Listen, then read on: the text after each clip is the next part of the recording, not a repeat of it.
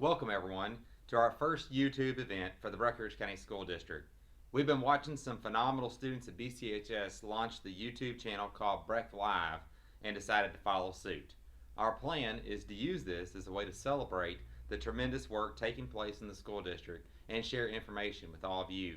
First, before we get started, I do want to thank Mr. Dale Butler and Mr. Dustin Harris for their work in helping us get this together. Also, I'd like to introduce ourselves here. I'm Superintendent Nick Carter. This is Assistant Superintendent Jamie Knuckle. And we will be sending out some information on our social media platforms with how you can go to the YouTube site and follow us from this point forward. First thing I'd like to do today is start off with some celebrations.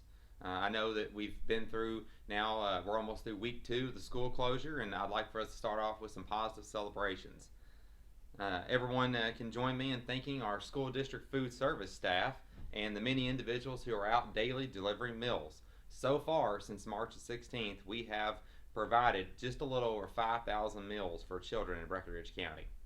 I'd like to recognize our custodians in the school district. Every school in the district has been provided a deep clean, and now our custodians are working on special projects in their schools as they work on rotations. Our children will be returning to very clean buildings one day in the school district. I'd like to thank our teachers and instructional aides in the school district. Our teachers are developing additional NTI days at the request of the state while learning ways to engage our students virtually from home. Our instructional aides came in yesterday and helped copy and organize NTI work for our students who do not have internet access at home as well. A special shout out to our school counselors. I'm really proud of our guidance counselors in the school district. They've been creating virtual ways for our students to connect with them if needed. We all know how important mental health is, and I'm so proud of the work being done by our guidance counselors in this area. We've got a big day in the school district planned for tomorrow, especially in the morning time, so I'd like to spend just a minute going over some things that are going to take place in the morning in the school district. All of our school buses will be running their regular routes tomorrow starting at 8:30 a.m. Hopefully the little bit later start time will help with traffic, with folks going to work and things like that.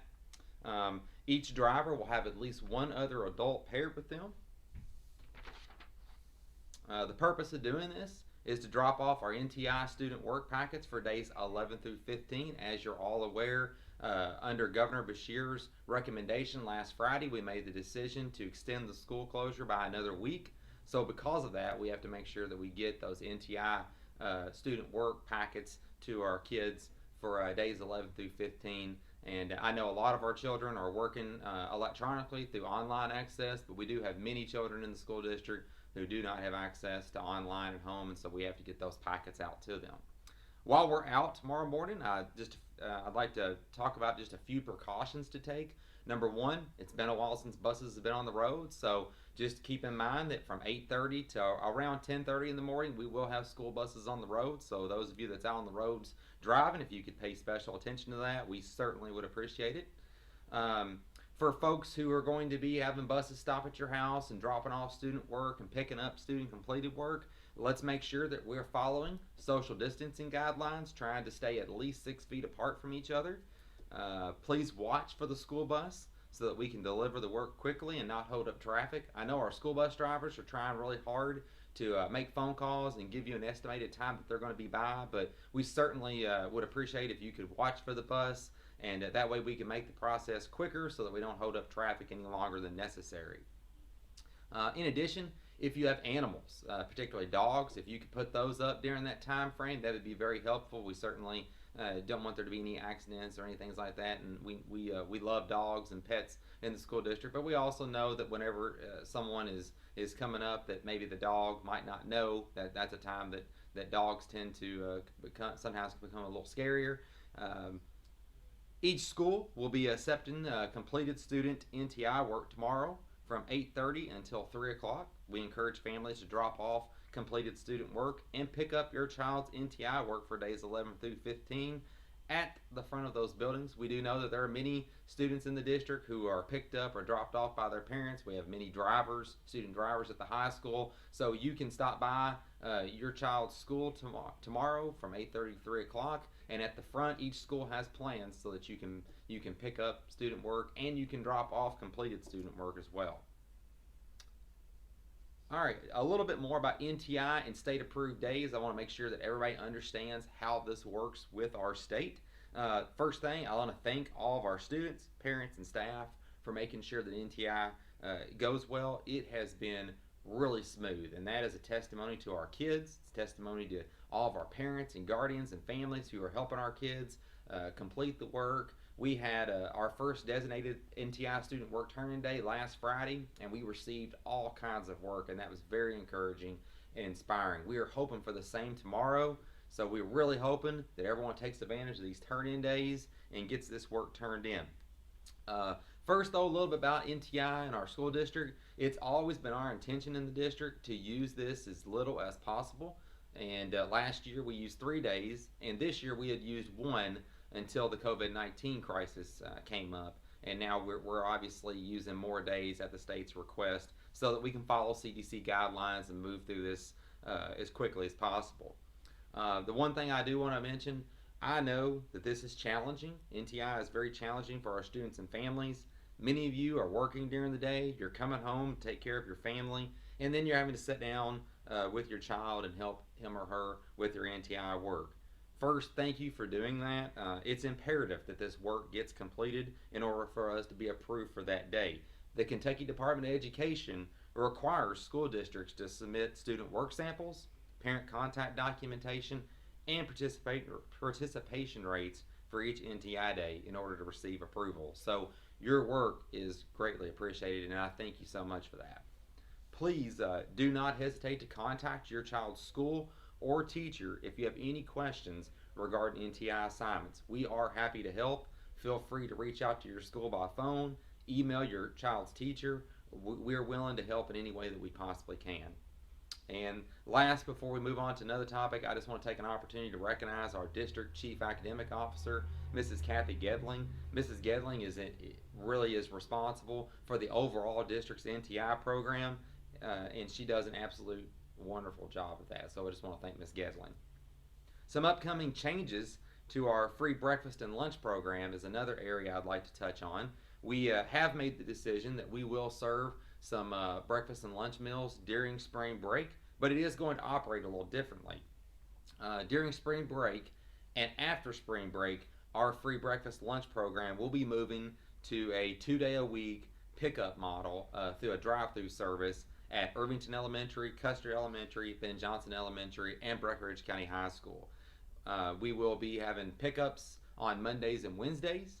Children that come will be provided enough food to last through the week on those days. The reason that we are going to be changing that is to continue to limit contact and do our part in helping lessen the spread of COVID-19. So if you have any questions about that, feel free to give us a call here at the Board of Education at 270-756-3000. Our plan is to continue with the drop-off locations and continue with our plan for the rest of this week and next week, unless there's a need to revisit that due to COVID-19. But starting on spring break, we'll be moving to a a pickup on Mondays and Wednesdays at those building locations through a drive-through service. We'll certainly get more information out to you as it gets closer, but I do want to make everyone aware of that so that we can continue to serve children food. We know that this is a need in our community, and we are committed to continuing to do so. And if you have any questions at all, feel free to let us know. As we're wrapping up, I'd like to make a comment, and then I'm going to turn it over to Assistant Superintendent Ms. Knuckle. We're going to get through this. I can't thank everyone enough for the positive support that's being shown to our school district and each other. It's during times like this that is so inspiring to see how awesome everybody is and how incredible the Breckinridge County community is. I promise you, we're going to get through this. This district, our community, our state, our nation, we're going to be stronger because of it. And if you need anything during this time period, do not hesitate to contact us. So this time I'll let Ms. Knuckle take it. Before we go, we just have a couple little things that we would like to say. We would like to remind everyone to go out and support our local businesses as much as you possibly can. We know this is particularly hard on them, that they've been hit hard with this. The local businesses in our community are heart and soul of our community, and they have been so supportive of our school system and our students. So, as much as possible, if you could get out and support those, that would be so great. Also, we want to give a big, huge shout out to our class of 2020. Our seniors have, again, been hit pretty hard with this. We know that you all are missing out on huge events in your school year, and we certainly sympathize with that, and we know this is really hard for you all. We appreciate your positivity. We know that you know the sacrifice that you're making is for the betterment of our school district, our community, and our state. So we appreciate you all and just wanted to give you all a big shout out today. The last thing that we would like to issue is a Breck Strong Positivity Challenge. We would like for you to post on social media all the positive things that are going on in your homes and in the community.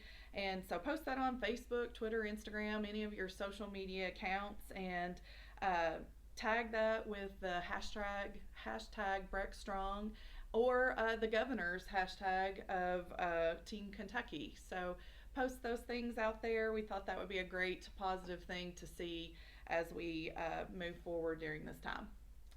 All right. And before closing again, I want to reaffirm this is your school district. We are here to serve you, and if there is anything that we can do to help you, do not hesitate to reach out to us. We're very proud of the work that's being done and proud of our community, and together we will get through this and will remain Breck Strong.